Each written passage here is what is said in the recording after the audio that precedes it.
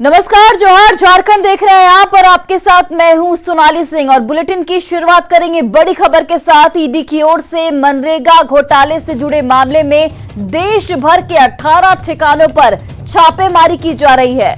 देश भर के 18 ठिकानों पर ईडी की छापेमारी लगातार जारी है। इसमें झारखंड के रांची और खूंटी के साथ ही बिहार के मुजफ्फरपुर में भी छापेमारी लगातार जारी है। साथ ही जयपुर, फरीदाबाद, गुरुग्राम और कोलकाता में भी ईडी की टीम की कार्रवाई की जा रही है। रांची में आईएएस पूजा सिंघल के लोकेशन पर भी ईडी की ओर से छापेमारी लगातार जारी है। इस मामले में झारखंड स्थित कोर्ट में सुनवाई के दौरान मुख्य आरोपी राम विनोद सिन्हा के खिलाफ सुनवाई के दौरान कोर्ट ने भी कहा था कि उस मामले में अन्य वरिष्ठ अधिकारियों के खिलाफ भी कार्रवाई होनी चाहिए। लिहाजा उस वक्त खूंटी की तत्कालीन डीसी रही आईएएस अधिकारी पूजा सिंघल सहित कई अन्य आरोपियों के खिलाफ ईडी के द्वारा कार्रवाई लगातार की जा रही है। तो आईएएस पूजा सिंघल के जिन ठिकानों पर ईडी की रेड चल रही है उसमें पंचवटी रेजिडेंसी भी शामिल बताया जा रहा है। यहां सुबह में ही 5 से 6 अधिकारी पहुंचे, जिसके बाद कांके रोड स्थित पंचवटी रेसिडेंसी के 9 ब्लॉक के 5वें तल्ले पर ईडी की छापेमारी लगातार जारी है। सुबह 8 बजे से ईडी की टीम यहां पर मौजूद है और लगातार छापेमारी की जो कार्रवाई है वो यहां पर की जा रही है। यहां पूजा सिंघल से जुड़े कागजातों की जांच भी लगातार की जा रही है। आपको बताते चले कि आखिर कौन है पूजा सिंघल, ये भी जानना बेहद जरूरी है। तो देखिए, झारखंड में आईएएस अधिकारी हैं पूजा सिंघल।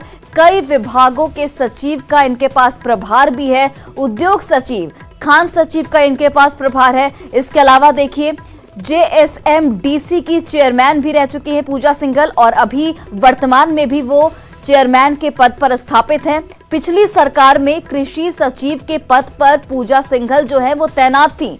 पूजा सिंघल पर हाईकोर्ट में जनहित याचिका दायर है। कई पदों पर काबिज रहने पर इन पर गंभीर सवाल उठाए गए हैं। तो देखिए, पूजा सिंघल कौन है ये हम आपको बता रहे हैं। कई पदों पर ये काबिज है और इसी को लेकर गंभीर सवाल जो है वो उठाए जा रहे हैं। इस वक्त इन पर कार्रवाई होती हुई रांची और खूंटी में इनके 2 ठिकानों पर इस वक्त छापेमारी चल रही है। ईडी के द्वारा छापेमारी की जा रही है। और आपको बताते चले कि झारखंड में आईएएस अधिकारी के पद पर इस वक्त पूजा सिंघल तैनात हैं। कई विभागों के सचिव का इनके पास प्रभार भी है। उद्योग सचिव और खान सचिव का फिलहाल इनके पास वर्तमान में प्रभार है। जेएसएमडीसी की चेयरमैन भी पूजा सिंघल बताई जा रही हैं। वहीं पिछली सरकार में कृषि सचिव के पद पर पूजा सिंघल जो हैं वो तैनात थी। 2 तस्वीरें आपके टीवी स्क्रीन पर, जहां पर इनके आवास पर लगातार छापेमारी जारी है।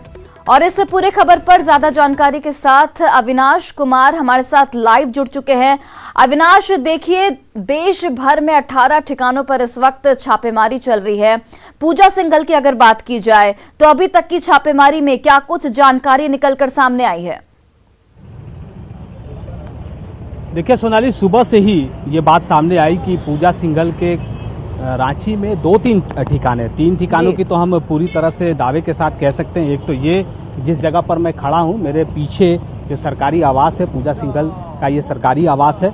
यहाँ टीम मौजूद है। अब से कुछ देर पहले जिस तरह से सीआरपीएफ की टीम के साथ एक अधिकारी यहाँ पहुंचे थे, उन्होंने मीडिया से कोई बातचीत नहीं की, लेकिन वो अंदर प्रवेश किए। अब से कुछ मिनटों पहले एक अधिकारी जो कैंपस में लगी हुई गाड़ियाँ हैं उन गाड़ियों को वो खंगाल रहे थे, उसके जो दस्तावेज हैं उसकी वो पड़ताल कर रहे थे, उसके गाड़ियों के नंबर नोट किए जा रहे थे।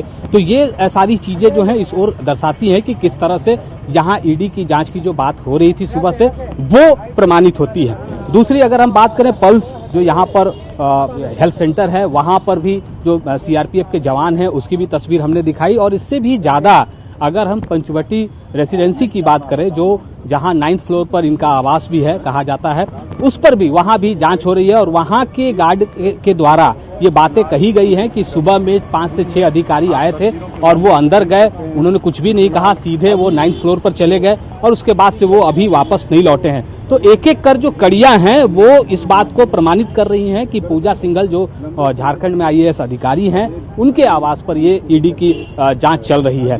दूसरी जो बात है और महत्व महत्वपूर्ण बात है कि दो तरह की बातें सामने आई। सुबह के वक्त ये बातें आ रही थी कि इलीगल माइनिंग से जुड़ा हुआ मामला है, क्योंकि इस वक्त भी वो खान सचिव के पद पर हैं, तो ये हो सकता है कि झारखंड के अंदर में न सिर्फ कोयला बल्कि पत्थर की भी बात करें तो ये संसद में भी ये मामला उठ चुका है और इसको लेकर भी एक पड़ताल बनती है और ये संभवतः उस ओर भी जा सकता है। दूसरी जो सूचना अब जो नए अपडेट के साथ आ रही है वो ये है कि ये मनरेगा में गड़बड़ झाले से भी जुड़ा हुआ मामला है, क्योंकि खूंटी की ये डीसी रही हैं और उस वक्त का ये मामला बताया जाता है 2012 से 14 के बीच का ये मामला है और उस वक्त जो वहां के अधिकारी थे वो उसमें पूरी तरह से फंस भी चुके हैं। उन पर कार्रवाई भी की गई है, कोर्ट ने भी उन्हें दोषी करार दिया है, लेकिन उनके वो पूजा सिंघल के बहुत करीबी रहे हैं। इसलिए ये दो चीजें, पहला तो मैंने कहा कि ये इलीगल माइनिंग से जो जुड़ा हुआ मामला है, दूसरा जो मनरेगा से जुड़ा हुआ मामला है। मैं इसलिए इन दोनों चीजों का उल्लेख कर रहा हूं कि जब तक ईडी के अधिकारियों के द्वारा कहीं किसी तरह की कोई बात प्रेस के सामने नहीं की जाती है या फिर कोई प्रेस रिलीज जारी नहीं किया जा सकता है, तब तक हम ये नहीं कह सकते हैं कि किसी एक मामले पर ये जांच चल रही है। इसलिए बहुत सारी चीजें हैं। कुछ लोगों का यह भी कहना है कि ऐसे अधिक। चलिए अविनाश, आप इस पूरे मामले पर नजर बनाए रखिए, आपके पास अपडेट के लिए फिर से वापस लौटेंगे। फिलहाल देखिए हमारे साथ दिल्ली से हमारे सहयोगी शंकर आनंद इस वक्त फोन लाइन पर जुड़ गए। सीधे शंकर का रुख करते हैं। शंकर, देखिए देश भर में 18 ठिकानों पर इस वक्त छापेमारी चल रही है। पूजा सिंघल के अलावा और कौन कौन से बड़े नाम इसमें बताए जा रहे हैं और अभी तक की छापेमारी में क्या कुछ डिटेल आपके पास है जो आप बताना चाहेंगे? देखिए, माइनिंग स्कैम जो था, हालांकि जिस तरह से बकायदा केंद्रीय जांच एजेंसी ईडी के अधिकारियों ने इस मामले में भी एक अपडेट दिया है कि पहले मनरेगा स्कैम जो था, मनरेगा स्कैम में जिस तरह से पूजा सिंघल की भूमिका सामने आई थी, इसके साथ ही कई अन्य अधिकारियों की भूमिका आई थी। तो इस मामले में कोर्ट में सुनवाई के दौरान भी बकायदा ये मामला चर्चा के केंद्र में आया था और उसी मामले पर यह कार्रवाई हो रही है। तो झारखंड एसीबी के द्वारा जो मामला रजिस्टर्ड किया गया था, उसी मामले को आधार बनाते हुए केंद्रीय जांच एजेंसी ईडी इस मामले पर आगे की कार्रवाई कर रही है। और ईडी के हमारे जो सूत्र बताते हैं कि इस मामले में आने वाले वक्त में कई लोगों के खिलाफ कार्रवाई होने वाली है और इस मामले में कई सफेद पोस्ट जो नेता हैं और वरिष्ठ अधिकारी हैं, उसकी भूमिका भी इस मामले में तफ्तीश की जाएगी। जिस तरह से इस मामले में कई लोगों का नाम सामने आया था, तो इस मामले में अभी फिलहाल नाम का खुलासा नहीं किया जा रहा है, लेकिन इस मामले में बताया गया है कि कई ऐसे बड़े सफेद पोस्ट लोग जो मनरेगा स्कैम में शामिल थे, उसकी भूमिका सामने आई थी। खास तौर पर झारखंड से जुड़े हुए जो अधिकारी हैं और नेता हैं, उनकी भूमिका सामने आई थी। लिहाजा इसी मामले की गंभीरता को देखते हुए उनके खिलाफ भी आगे कार्रवाई की जाएगी, लेकिन उसके पहले तमाम सबूतों को इकट्ठा करना, तमाम दस्तावेजी प्रक्रियाओं को पूरा करना, वो अभी किया जा रहा है। और इसी के तहत आज 18 लोकेशन पे छापेमारी की जा रही है, जिसमें कि बिहार की बात करें मुजफ्फरपुर, झारखंड की बात करें खूंटी, और इन तमाम लोकेशन पे छापेमारी की जा रही है। और कहा जा सकता है कि आने वाले वक्त में कई लोगों की मुश्किलें बढ़ने वाली हैं। जी बिल्कुल। चलिए शंकर, छापेमारी की कार्रवाई जो है वो लगातार जारी है और अब देखने वाली बात होगी कि जब ये छापेमारी खत्म होगी तब क्या कुछ निकलकर सामने आता है। फिलहाल के लिए आपका बहुत बहुत धन्यवाद तमाम जानकारियां देने के लिए, और अविनाश आपका भी बहुत बहुत धन्यवाद। अब बढ़ते आगे और अब बात करते हैं संकट में आए सोरेन फैमिली की।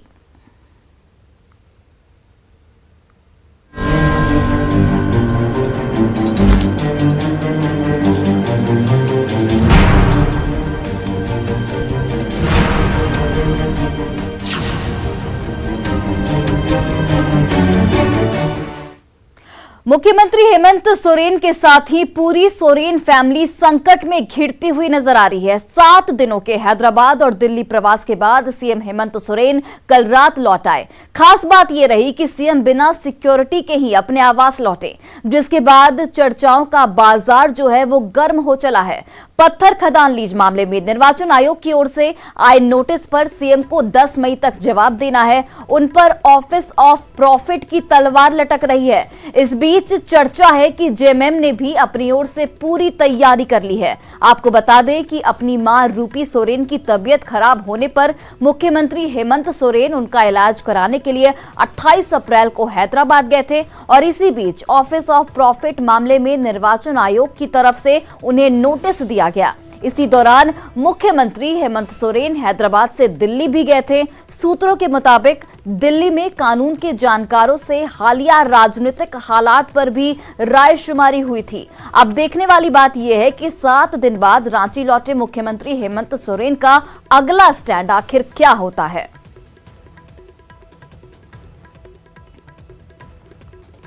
तो देखिए, संकट में इस वक्त सोरेन परिवार है। माइंस लीज मामले में निर्वाचन आयोग की ओर से नोटिस जारी किया गया है। 10 मई तक सीएम को नोटिस का जवाब भी देना है।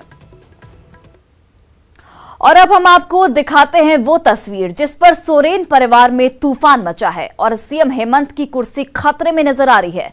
सीएम हेमंत सोरेन पर जिस पत्थर खदान को लेकर आरोप लग रहे हैं, हम आपको उस खदान की तस्वीर दिखाने जा रहे हैं। न्यूज 18 की टीम ने खदान पर पहुंचकर लोगों से बात की थी। लोगों ने भी इस बात की पुष्टि की थी कि यही सीएम हेमंत सोरेन का खदान है। तस्वीरें आपके टीवी स्क्रीन पर देखिए। इसी खदान को लेकर सोरेन परिवार में इस वक्त तूफान मचा है और सोरेन परिवार इस वक्त मुश्किलों में नजर आ रही है। न्यूज 18 की टीम ने खदान पर पहुंचकर लोगों से वहां पर जाके बातचीत की थी और लोगों ने इस बात की पुष्टि भी की थी कि सीएम हेमंत सोरेन का खदान यहीं पर है और वो कई बार इस खदान का निरीक्षण करने, जायजा लेने भी आ चुके हैं।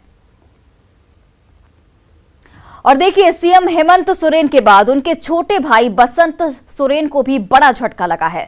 निर्वाचन आयोग ने बसंत सोरेन को नोटिस भेजकर जवाब तलब किया है। सीएम के छोटे भाई पर ग्रैंड माइनिंग कंपनी में पार्टनर होने का आरोप है। इस रिपोर्ट को देखिए। मुश्किल में सोरेन ब्रदर्स, हेमंत के बाद बसंत सोरेन को नोटिस। निर्वाचन आयोग ने भेजा नोटिस। ग्रैंड माइनिंग कंपनी में पार्टनर होने का आरोप। शिकायत पर निर्वाचन आयोग ने भेजा नोटिस। सीएम हेमंत सोरेन के बाद उनके छोटे भाई बसंत सोरेन भी मुश्किलों में घिर गए हैं। निर्वाचन आयोग ने बसंत सोरेन को नोटिस भेजा है। बसंत सोरेन पर ग्रैंड माइनिंग कंपनी में पार्टनर होने का आरोप है। इसकी शिकायत पर निर्वाचन आयोग ने उन्हें नोटिस भेजकर जवाब तलब किया है। बसंत सोरेन को 12 मई तक जवाब देने का निर्देश दिया गया है। इससे पहले सीएम हेमंत सोरेन को चुनाव आयोग ने नोटिस भेजा था। सीएम हेमंत को चुनाव आयोग द्वारा भेजे गए नोटिस का जवाब देने के लिए 10 मई तक का वक्त दिया गया है। अपने नोटिस में आयोग ने कहा है कि क्यों न उनके खिलाफ कार्रवाई की जाए। आयोग के मुताबिक जन प्रतिनिधित्व कानून की धारा 9A के तहत हेमंत सोरेन को विधानसभा की सदस्यता से अयोग्य ठहराया जा सकता है। चुनाव आयोग ने झारखंड के सीएम हेमंत सोरेन को नोटिस भेजकर ये बताने के लिए कहा है कि उनके पक्ष में खदान का पट्टा जारी करने के लिए उनके खिलाफ कार्रवाई क्यों नहीं की जानी चाहिए। अब चुनाव आयोग ने बसंत सोरेन को नोटिस भेजकर जवाब देने को कहा है। सीएम हेमंत के बाद छोटे भाई बसंत सोरेन को नोटिस भेजे जाने के बाद झारखंड की सियासत गर्मा गई है। वहीं चुनाव आयोग की नोटिस के बाद सोरेन ब्रदर्स मुश्किलों में फंसते दिख रहे हैं। न्यूज 18 के लिए रांची से निरंजन की रिपोर्ट। और झारखंड में दल बदल मामले में आज स्पीकर ट्रिब्यूनल में अहम सुनवाई होने वाली है। स्पीकर आज के साथ ही 9 मई को भी बाबूलाल मरांडी और प्रदीप यादव के मुद्दे पर सुनवाई करेंगे। आज जहां राजकुमार यादव और भूषण तिर्की की याचिका पर सुनवाई की जाएगी, वहीं 9 मई को देखिए दीपिका पांडे, प्रदीप यादव और बंधु तिर्की की याचिका पर सुनवाई होगी। दल बदल मामले में हो रही सुनवाई में 9 मई की सुनवाई बेहद अहम मानी जा रही है और माना यह भी जा रहा है कि उस दिन दल बदल मामले में फैसला आ सकता है।